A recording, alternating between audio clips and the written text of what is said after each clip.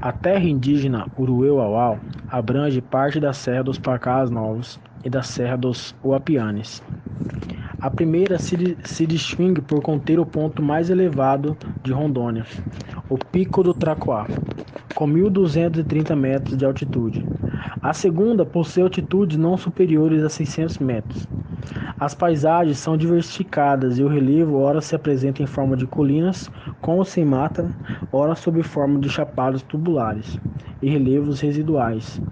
Muitos desses contêm cavernas. A área detém uma rica diversidade biológica e espaços intocados. Também é o berço das águas de pelo menos 12 subbacias hidrográficas de Rondônia. No topo das serras é comum a formação de campos e cerrados e outras formações endêmicas, enquanto que no rebordo encontramos a floresta tropical aberta e fechada. Sobre solos de maior profundidade, os rios são chamados na língua cauaíbe de Paraná, os igarapés são chamados de Covia, os lagos de Ipapebuá, a mata ciliar é chamada de Paraná-Capurá.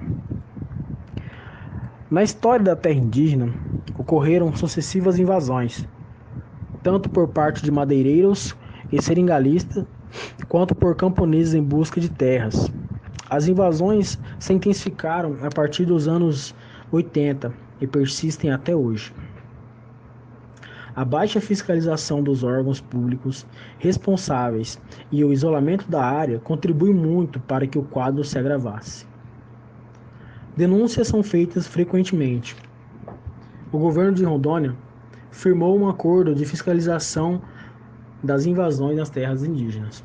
Um exemplo é o ocorrido em abril de 2003, com a invasão de 5.000 não indígenas que se auto-intitulam como a Liga dos Camponeses Pobres.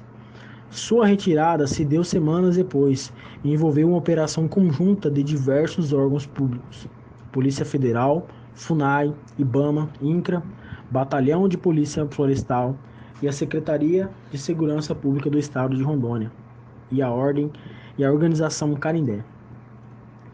Na segunda metade da década de 80, após a pavimentação da BR-364, ocorre a intensificação do comércio de madeira com o sul do país. A exploração seletiva de madeiras nobres do estado de Rondônia tornou o estoque dessas espécies reduzido nas propriedades particulares, ficando disponível apenas a longas distâncias das indústrias beneficiadoras.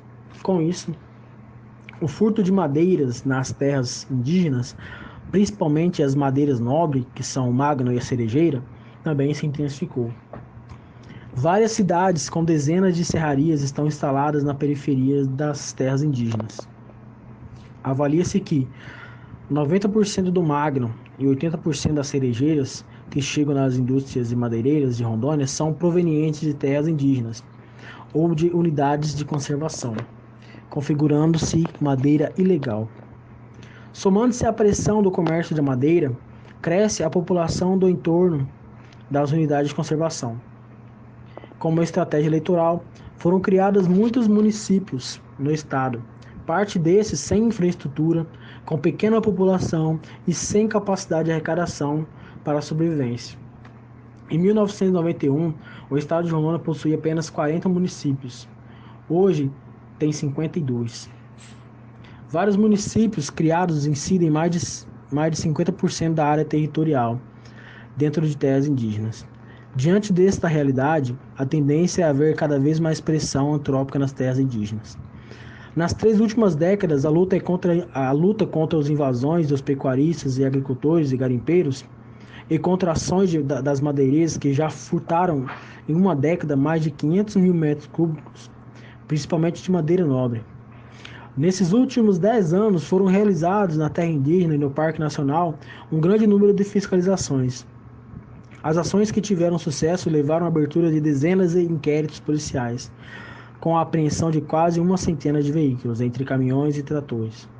A maioria destes foram devolvidos aos infratores, de acordo com a legislação, de deixar o próprio réu como fiel depositário. Enquanto tramita o processo de justiça, Muitas vezes os índios se revoltaram com a decisão dos juízes e queimaram os veículos para que não fossem devolvidos. Muitos desses infratores retornaram e continuaram furtando a madeira.